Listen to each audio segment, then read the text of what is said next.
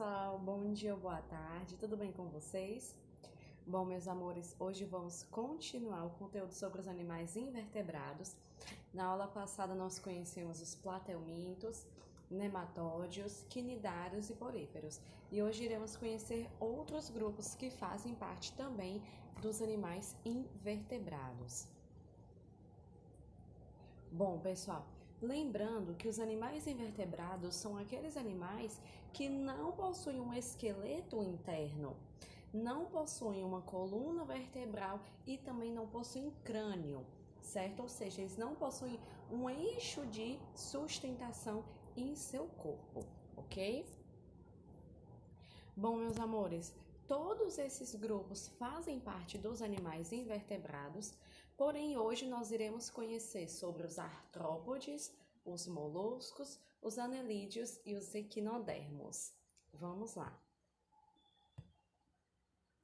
Os anelídeos, pessoal, possuem esse nome porque o seu corpo ele é segmentado. Ele é segmentado e os seus segmentos são em formatos de anéis. Por isso eles possuem esse nome de anelídeos. Uma coisa muito interessante nas ciências, na biologia, é que você pode identificar o significado daquele grupo a partir do significado daquele nome. Então, o grupo dos anelídeos são os animais que possuem um corpo segmentado devido à presença de anéis, certo? Os anelídeos são espécies que podem ser encontradas na terra em ambientes úmidos e também em ambientes aquáticos. Os exemplos mais conhecidos de anelídeos que nós conhecemos são as minhocas e os sanguessugas. Aqui nas imagens nós estamos vendo alguns exemplos de anelídeos. Os anelídeos, pessoal, são vermes, né? Não deixam de ser vermes, porém são vermes mais evoluídos que os platelmintos e os nematódios, certo? Lembrando também, pessoal, que na aula passada eu falei para vocês que a gente na ciência sempre começa a estudar do mais simples para ir para o mais complexo. Então, o primeiro grupo estudado foi o grupo dos animais mais simples que existe, que são os poríferos. Depois passamos para os quinidários, para os platelmintos, para os nematódios e agora vamos para os anelídeos. Então, seguindo essa linha de raciocínio, esses animais, os anelídeos, são mais complexos do que os nematódios, do que os platelmintos, os quinidários e os poríferos. E os animais que vêm depois também são mais complexos que os seus anteriores, certo? Alguns anelídeos, pessoal, são hermafroditas. Como assim? Possuem os dois sexos em um animal só, ou seja, o mesmo animal é macho e também é fêmea, certo? Porém, alguns outros anelídeos já são dioicos. O que significa dizer que é dioico? Que ele já possui um sexo separado. Eu tenho um animal fêmea e eu tenho um animal macho, certo?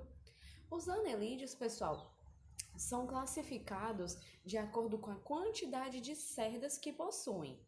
Nós temos 3 classificações: os oligoquetas, os poliquetas e os aquetas ou irudinhos. Oligo vem de pouco e quetas vem de cerda. Então, os anelídeos que têm poucas cerdas, os oligoquetos, são as minhocas. Poli vem de muito, quetas de cerda. Os anelídeos que possuem muitas cerdas são, por exemplo, as nereidas encontradas em ambiente marinho. Já os aquetos, A significa não, quetos em cerda. Então, os aquetos são aqueles anelídeos que não possuem cerdas, também chamado de irudíneos. Os anelídeos que fazem parte desse grupo são os famosos sanguessugas. Aqui, pessoal, nós estamos vendo imagens de alguns oligoquetos ou irudíneos. Aqui nós temos a minhoca, minhocossul, que são oligoquetos. Aqui nós estamos vendo uma sanguessuga, que são irudíneos ou aquetos. E aqui nós estamos vendo uma nereida. Os anelídeos, pessoal, possuem um corpo já bastante interessante. uma curiosidade é que as minhocas possuem 10 corações, 5 de cada lado. E o corpo dele já é mais complexo, ele já possui boca, cérebro, faringe, vasos sanguíneos.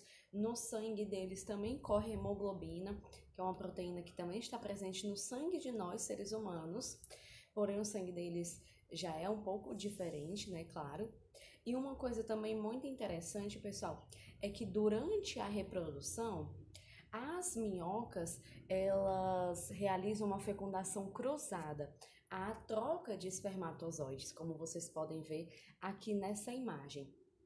E os espermatozoides são depositados numa região chamada de clitelo, que é essa região aqui, que ela fica um pouco mais destacada do restante do corpo. Quando o clitelo é fecundado, ali tem os óvulos, né, da minhoca. Quando os espermatozoides chegam nos óvulos que estão no clitelo e esses óvulos são fecundados, esse clitelo ele vai meio que caminhando até chegar ao final da minhoca. E aí, quando chega no final, ele se desprende do corpo do animal e vai desenvolvendo ali os embriões, né? Muito interessante. Passando aí para o nosso próximo grupo, nós temos os moluscos. Como o próprio nome já diz, moluscos vem de moles, do latim moles, que significa dizer corpo mole. Os moluscos são animais que têm corpo mole. Como exemplos bastante conhecidos, nós temos os polvos, as lulas, lesma, caramujo, ostras, mariscos, enfim. Ah, tia, mas o marisco, ele tem aquelas duas conchas, o caracol, ele tem uma concha ao redor, enfim. Como assim que eles são de corpo mole? Bom, meus amores, alguns representantes dos moluscos possuem essa concha externa, que serve justamente para sua proteção. Já outros não a possuem, como por exemplo, nós temos o caracol e o marisco ou a ostra que tem essa concha, né, externa, mas nós também temos as lesmas e alguns polvos que já não possuem essa concha, certo? Mas o corpo deles em si é um corpo mole, por isso o nome de moluscos. Já as lulas e outros povos possuem uma concha interna, certo? Os moluscos não possuem um esqueleto rígido para sua sustentação, logo eles possuem o corpo mole. A maioria deles, pessoal, vive no mar, porém há espécies terrestres e de água doce, certo? Aí nas imagens vocês podem observar alguns exemplos de moluscos, como caracóis, lulas, polvos. Aqui, pessoal, nós temos a estrutura interna do organismo de um molusco. Percebam que aqui, pessoal, nós temos um molusco que apresenta uma concha externa, como no caso aqui do caracol. E o corpo do molusco é dividido basicamente em cabeça, massa visceral, que é onde ficam todos os órgãos, e o pé, que é a sua estrutura locomotora, certo? Os moluscos, pessoal, são classificados de acordo justamente com a sua estrutura locomotora. Então, há aqueles moluscos que possuem o pé na barriga, vamos dizer assim. São os moluscos chamados de gastrópodes, como o caracol, como a lesma. Nós temos também os moluscos que possuem os pés na cabeça, como no caso das lulas e dos polvos, que são os cefalópodes.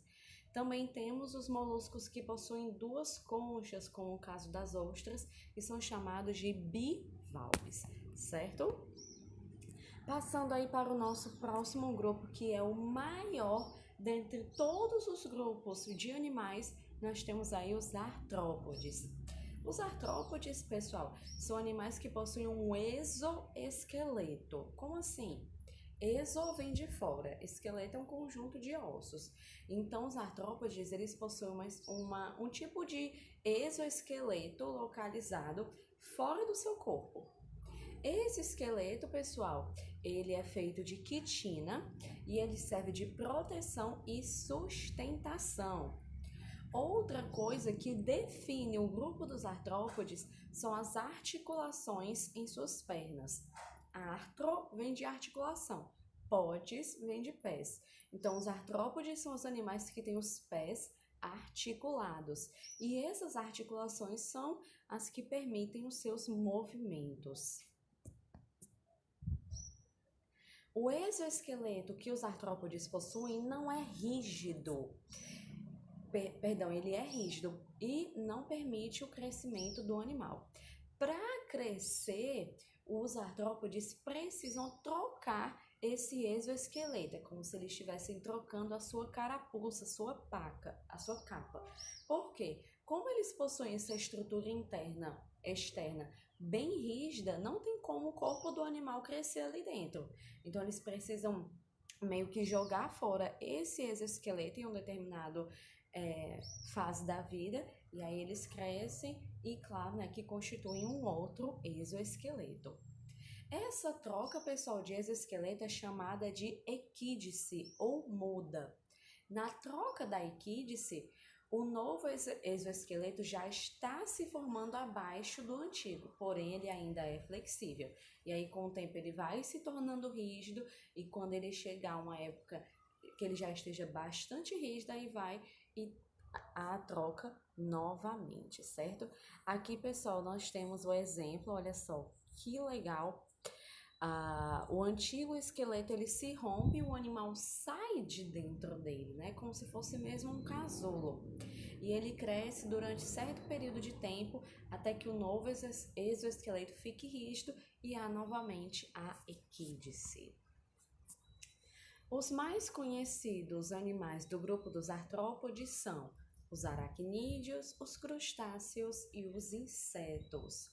Os insetos, pessoal, são um grupo de animais que tem a maior quantidade de espécies já conhecidas. Dentre todos os animais existentes, os insetos são aqueles que têm a maior quantidade de espécies já conhecidas. Os crustáceos têm algumas particularidades, como antenas, um número variável de pernas locomotoras. Também possuem vida livre, sendo a maioria aquática. Como exemplo de crustáceos, nós temos o siri, o caranguejo, temos o camarão, temos a lagosta, certo? Nós temos também os aracnídeos. Os aracnídeos fazem parte também dos artrópodes, já não possuem antenas, apresentam 4 pares de pernas locomotoras, ou seja, 8 pernas locomotoras e um par de quelíceras. Essas quelíceras, pessoal, servem na captura das presas. Como exemplo de aracnídeos, nós temos os escorpiões, as aranhas, os ácaros. E nós temos também os insetos, que fazem parte aí do grupo dos artrópodes. Os insetos já possuem um par de antenas, 3 pares de pernas locomotoras, podendo ter 1 ou 2 pares de asas. Existem, pessoal, insetos que não possuem asa, como por exemplo as formigas, certo? Outros exemplos de insetos, nós temos gafanhoto, borboleta, besouro, pulga, percevejo, libélula, enfim. Como vocês podem ver, os insetos são o maior grupo de animais de espécies conhecidas, certo? A reprodução dos insetos, pessoal, que é a reprodução do grupo dos artrópodes mais estudada, envolve a fecundação interna, ou seja, os espermatozoides são depositados dentro do corpo da mãe, e as espécies podem apresentar uma metamorfose ou não. Como assim? Essa metamorfose, pessoal, é aquela mudança de corpo em que a fase jovem, a fase larval, ela é totalmente diferente da fase adulta. Como exemplo clássico de artrópode, de inseto que sofre metamorfose, é a borboleta, certo? Em que a fase larval, que é a do lagarto, é totalmente diferente da fase adulta, que é a da borboleta, certo? Então, todo inseto que sofre metamorfose significa dizer que a sua fase larval é totalmente diferente da fase adulta. Já existem insetos que não passam por metamorfose. Como exemplo aqui, nós temos a traça, que a mesma forma jovem é igual à forma adulta, ela não tem essa diferença, certo? Os insetos que se reproduzem de maneira incompleta são aqueles que não há metamorfose. Os insetos que se reproduzem de maneira completa são aqueles em que há a metamorfose, certo? Outros exemplos de artrópodes, nós temos a centopeia, temos o piolho de cobra e temos a lacraia. Todos animais belíssimos, fofíssimos, ideais para você ter em casa, não é mesmo? Claro que não. E por último, pessoal, mas não menos importante, nós temos os equinodermos. Equino, pessoal, vem de espinho e derme vem de pele. Os equinodermos possuem espinhos na pele. Como exemplos mais conhecidos, nós temos a estrela do mar, os ouriços do mar, a bolacha do mar. São animais aquáticos e todos vivem no mar, todos são marinhos. Eles já possuem, pessoal, o esqueleto interno, porém eles ainda não são vertebrados. Esse esqueleto interno, pessoal, ele é formado por calcário, certo? Outros exemplos de equinodermos, né, como eu falei para vocês, nós temos o ouriço do mar, o pepino do mar, as bolachas da praia, vocês já devem ter visto, né, alguma bolacha da praia. As estrelas do mar, pessoal, elas se movimentam lentamente com auxílio de numerosos pequeninos pés que ficam na parte ventral, na parte inferior do seu corpo, certo? E é também na parte inferior onde fica a boca da estrela do mar, que é onde ela vai ali capturar o seu alimento, certo? Outra coisa, pessoal, muito interessante dos equinodermos, principalmente da estrela do mar, é que ela pode se regenerar. Então, caso ela perca algum desses bracinhos, ela vai ali se regenerando, fazendo ali com que cresça novamente esse membro perdido, ok? Bom, meus amores, essa foi a nossa aula de hoje. Eu espero que vocês tenham aprendido. Qualquer dúvida, por favor, me perguntem e até a próxima aula. Tchau, tchau!